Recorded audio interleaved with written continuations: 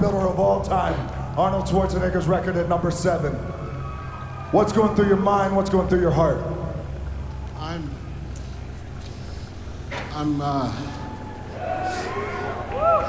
just so thankful because when I started bodybuilding on October 8th, 2002, I had no idea that I would be standing on this stage one day winning the Mr. Olympia, let alone, being 7-time champion.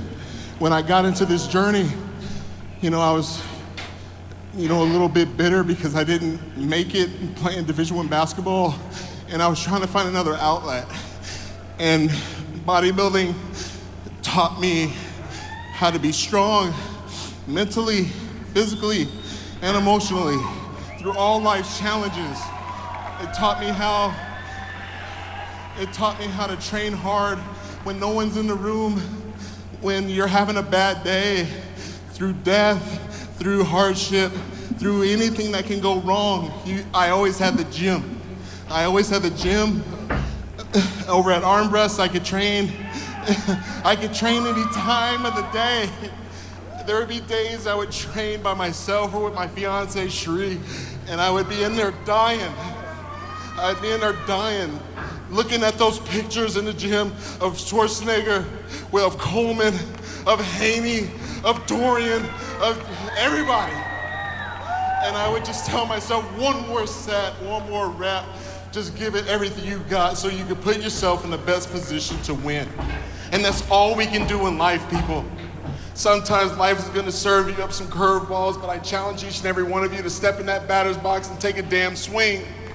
Just take a swing. And it ain't gonna always work out for you. It ain't gonna always work out. Look, I just beat some incredible athletes. They are some of the best athletes I've ever competed against. Please give them a round of applause, please. Because they have made this so hard.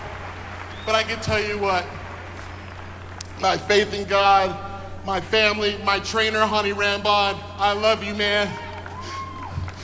I've had one trainer, one. I did my first pro show in 2006 at the Colorado Pro.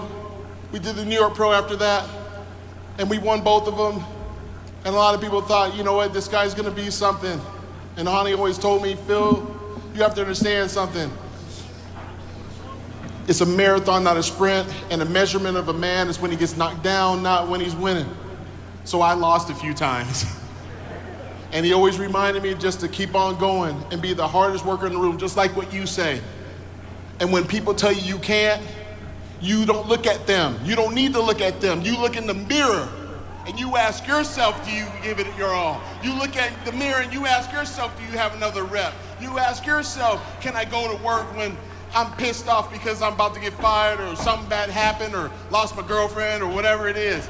You ask yourself, do you have the guts to go after it when no one is watching, no one's patting you on the back, and no one is liking your stuff on freaking social media? If you got the guts to go after it, you can put yourself in best position to win, and that's what I did through this entire prep. It was not easy. A lot of people say, oh, Phil, he's got genetics and this and that. I put that God-given talent to work each and every damn day in the gym. And I'm so thankful. I'm so thankful for the Olympia. I'm so thankful to be a bodybuilder because it wasn't meant for me to play basketball. I mean, look at me, I'm short as hell, it doesn't work out like that. God had a different plan, obviously, and I'm glad that I listened. And I'm glad that I never gave up.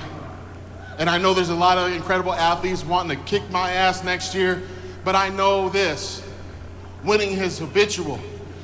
If you care about your success more than anyone else in the room, I promise you this, you will be successful at some point in time. But the goal is that when you are successful, that you don't just hide it for yourself. You don't just hold it for yourself. You share those experiences and perspectives with everybody else so that they can get theirs. So then they can feel the confidence to go after their dreams. And I'm just proud to be a 7-time Mr. Olympia. And like the great Oak said, next year, I'll be back. Ladies and gentlemen.